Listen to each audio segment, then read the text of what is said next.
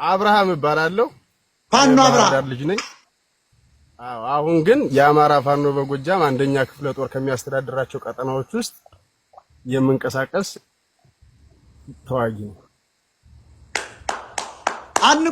አድንቋቸው። ፋኖ በመሰረቱ ፋኖ ስልክ እንዳይዝ ምናምን እያልን ነበር። ግን አንዳንዴ እንደዚህም ቢገቡ ችግር የለው። ለምን ጠላቶችንም ይበረግጋሉ። የአማራ ወጣት ከቴክኖሎጂ ያራቀ ለመሆን ማሳያ ነው።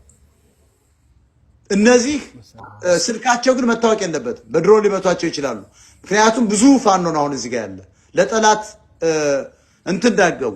ሌላ በገበሬ የወጣ ሲም ካርድ መጠቀም ያለባቸው።